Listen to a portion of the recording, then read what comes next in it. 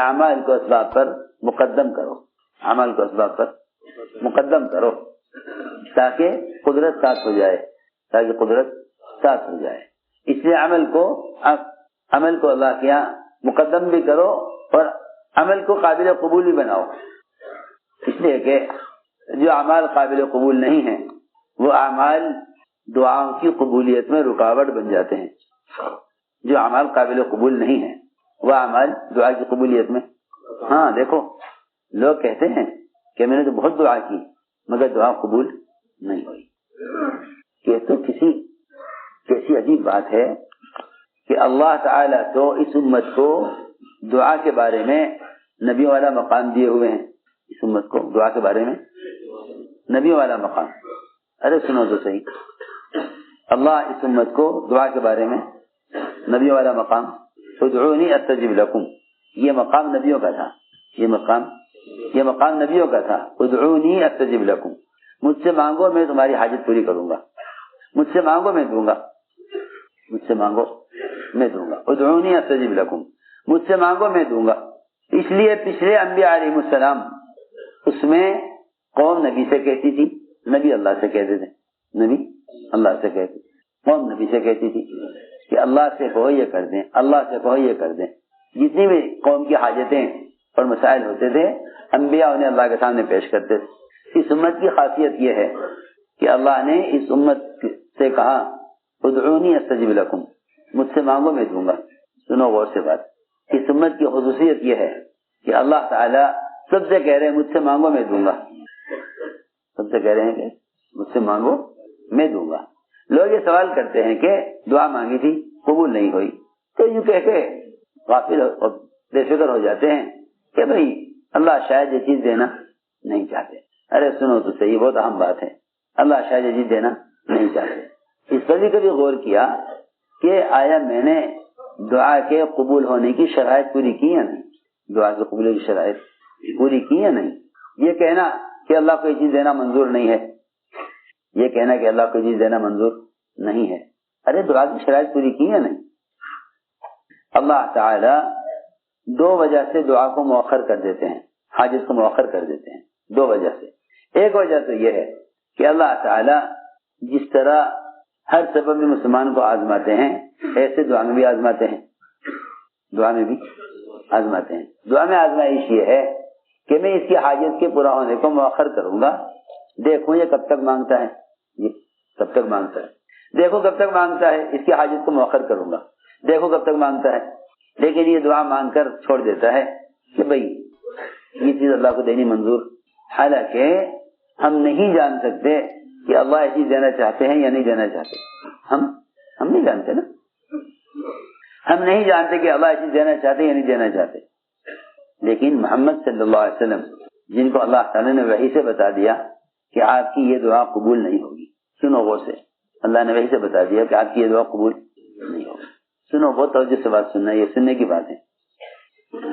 ہم ایک دعا مانگتے ہیں، ہماری چاہت کے مطابق ہوتا نہیں تو ہم طے کر لیتے ہیں کہ یہ دعا قبول نہیں ہوگی، حالانکہ ہمیں معلوم نہیں کہ اللہ کیا چاہتے ہیں۔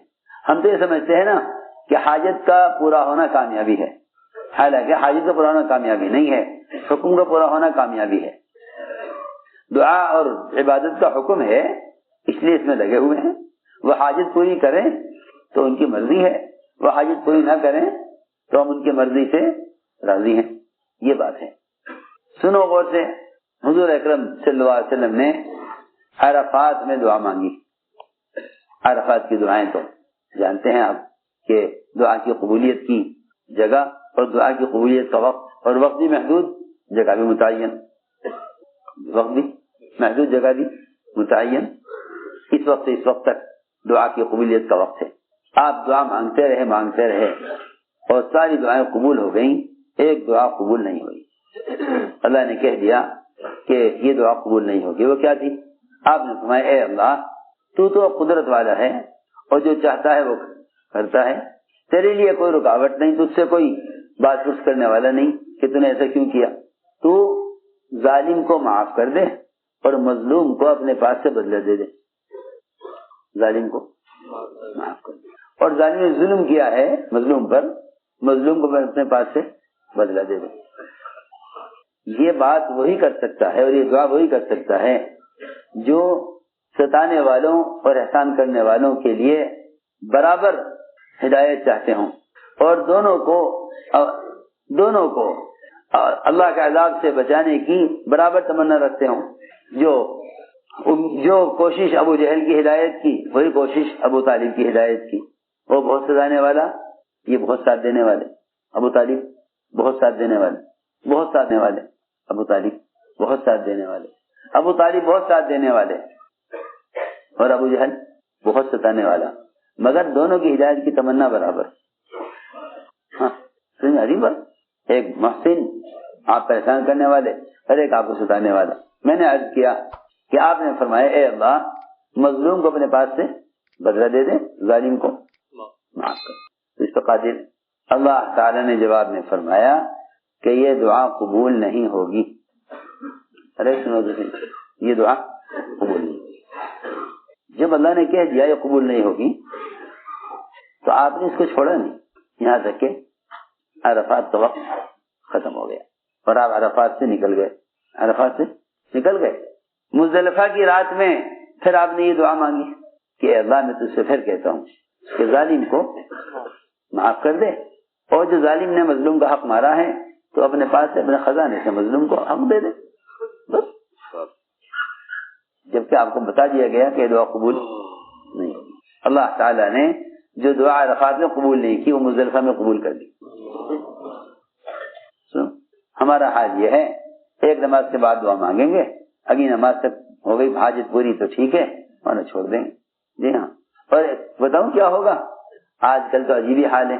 آج کل لوگ پوچھتے پھرتے ہیں بزرگوں سے اور تحقیق کرتے رہتے ہیں کہ بھائی یہ بتاؤ آج کل مستجاب الدعوات کون ہے، کہاں ملے گا ایسا کوئی آدمی جس کی دعا قبول ہوتی ہو تاکہ اس سے دعا کے لیے کہیں. ہاں جی ہاں. مشائخ اولیاء اللہ بزرگان دین تلاش کرتے ہیں لوگ جی ہاں تاکہ کوئی ایسا آدمی مل جاوے دنیا میں جس کی دعا قبول ہوتی ہو. لوگ پتہ بتائیں گے کہ جی ایسا کرو تم فلاں علاقے میں چلے جاؤ، وہاں ایک جنگل میں ایک بزرگ رہتے ہیں، ان سے کہو دعا کے لیے. محمد صلی اللہ علیہ وسلم والنازعات سورت کے برابر دعائیں لائے. سب سے بڑا ذخیرہ دعاؤں کا محمد صلی اللہ علیہ وسلم لے کر آئے. سارے انبیاء کی دعائیں اتنی نہیں جتنی صرف محمد صلی اللہ علیہ وسلم کی دعائیں ہیں. ان سارے دعاؤں کے مجموعے کے باوجود آپ خود امتی سے دعا کے لیے کہہ رہے. حضرت عمر نے فرمایا میرے لیے دعا کرنا، میرے لیے دعا کرنا، مجھے بھولنا مت دعا کرنا. ہم تلاش کرتے ہیں کہ کوئی اللہ والے مل جائے اس سے دعا کے لیے کہیں. تو میں نے عرض کیا کہ لوگ تلاش کرتے ہیں. ایک صاحب ہمارے پاس بھی آئے، ایک صاحب ہمارے پاس آئے کہنے لگے کہ کیا آپ کو معلوم ہے کہ اس وقت پوری دنیا میں مستجاب الدعوات کون ہے جس کی دعا اللہ کے یہاں قبول ہوتی ہے؟ میں نے کہا بھائی میں یہ تو جانتا نہیں کہ مستجاب الدعوات اس وقت کون ہے دنیا میں، لیکن یہ جانتا ہوں کہ مجیب الدعوات کون ہے. یہ تو نہیں معلوم کون سا بندہ اللہ کا ایسا ہے دنیا میں اس وقت جس کی دعا اللہ قبول کر لیں، لیکن یہ جانتا ہوں کہ دعا قبول کرنے والا کون ہے. دعا کیونکہ دعا کی قبولیت کے لیے اولیاء اللہ کو تلاش کرنا اصل نہیں ہے. دعا کی قبولیت کے لیے تو قبول کرنے والے کو تلاش کرنا اصل ہے. لوگ دعا کی قبولیت کے لیے کیوں تلاش کرتے ہیں؟ جی ہاں اولیاء اللہ کو کسی بزرگ کی کرامت ظاہر ہو جائے گی نا، اگر کسی بزرگ کی کرامت ظاہر ہو جائے گی نا تو لوگوں کے بھیڑ کی بھیڑ دوڑ پڑے گی ان کی طرف اپنی حاجت کو پورا کرانے کے لیے. اللہ اکبر. سوچو تو صحیح، اللہ نے اس بزرگ کے جس عمل پر کرامت ظاہر کر دی ہے نا، اللہ نے وہ اعمال سارے مسلمانوں کو دیے ہوئے ہیں. پھر کیوں لوگ بزرگوں کی دعاؤں کی طرف اپنے عمل سے بڑھ کر دوسرے کے عمل سے امید کیوں کرتے ہیں؟ لوگ کرامات اولیاء کی وجہ سے، لوگ کرامات اولیاء کو دیکھ کر یہ سمجھ بیٹھے کہ اس ولی کی کرامت سے میرا کام ہو جائے گا. حالانکہ ولی کی کرامت کا مطلب یہ ہے کہ اللہ رب العزت نے اس ولی کے عمل پر اس کا اکرام کیا ہے. تم عمل کرو گے اللہ تمہارے بھی اکرام کریں گے. کرامت اولیاء ہے کیا؟ ان اکرمکم عند اللہ اتقاکم، کہ تمہیں اللہ کے نزدیک سب سے زیادہ قابل اکرام وہ شخص ہے جو اللہ سے سب سے زیادہ ڈرنے والا ہے. بس یہ بات.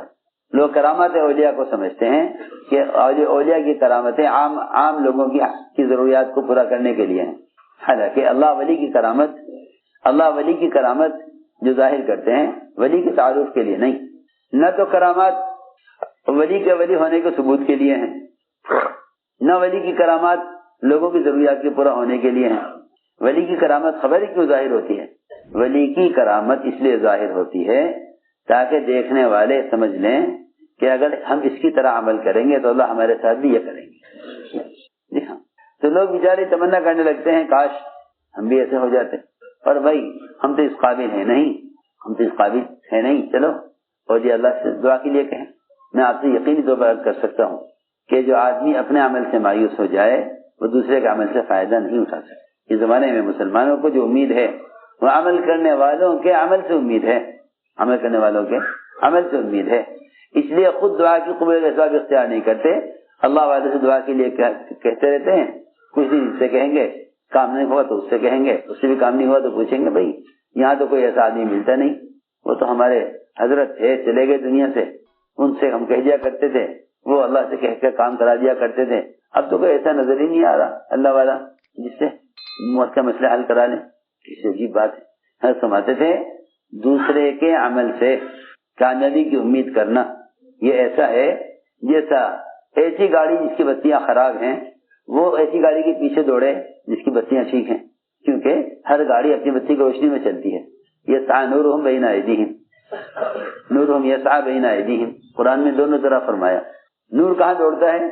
عمل کرنے والے کے آگے، نور آگے ہوتا ہے، اس نور کی روشنی میں آدمی آگے بڑھتا ہے۔ یسعی نورہم بین ایدیہم، ہر گاڑی کی لائٹیں کہاں ہوتی ہیں بھائی؟ آگے پیچھے؟ آگے ہوتی ہیں، جی ہاں، ہر گاڑی کی روشنی آگے ہوتی ہے نا، ہر گاڑی کی روشنی آگے ہوتی ہے، جتنی چاہے تیز دوڑ لئے یہ اندھیرے میں نہیں جا سکتی، اس لیے کہ روشنی اس سے آگے آگے چل رہی ہے۔ تو جن کے پاس اپنی بتی نہیں ہوتی، اپنا عمل کا نور نہیں ہے، وہ ایسی گاڑی والے ہیں جو روشنی والی گاڑی کے پیچھے چلیں، وہ تو تیز چل کر کسی موڑ پر مڑ جائے گی، یہاں اندھیرا ہو جائے گا، کب تک پیچھا کرو گے؟ یہی وجہ ہے کہ منافقین یہ کہیں گے ایمان والوں سے، انظرونا نقتبس من نورکم، ارے ذرا آہستہ چلو، ہمارا خیال کرو، ہم تمہاری روشنی میں چل رہے ہیں، آہستہ چلو ذرا، ہم بھی آپ کے پیچھے چل رہے ہیں، لیکن ہمارے پاس تو روشنی اعمال ہے نہیں، ہم چاہتے ہیں دوسرے کے عمل سے کچھ روشنی مل جائے۔ یہ تو اصولی بات ہے کہ ہر گاڑی اپنی بتی کی روشنی میں دوڑتی ہے، اس لیے اللہ نے قرآن میں ایسا نقشہ کھینچا ہے اس کا، انظرونا نقتبس من نورکم قیل ارجعوا وراءکم فالتمسوا نورا، لو جی جنہیں آگے روشنی نظر نہیں آ رہی انہیں پیچھے کہاں نظر آ رہی روشنی؟ جی ہاں، اللہ فرمائے ارجعوا وراءکم فالتمسوا نورا، جاؤ پیچھے لوٹ کر جاؤ، وہاں جا کر روشنی تلاش کرو۔ قیامت میں منافقین ایمان والوں کے پیچھے چلنا چاہیں گے، اللہ فرمائیں گے دیکھو پیچھے ملے گی تمہیں روشنی، جہاں اعمال کا ثواب تقسیم ہو رہا ہوگا، عجیب حدیث ہے، اعمال کا ثواب تقسیم کیا جا رہا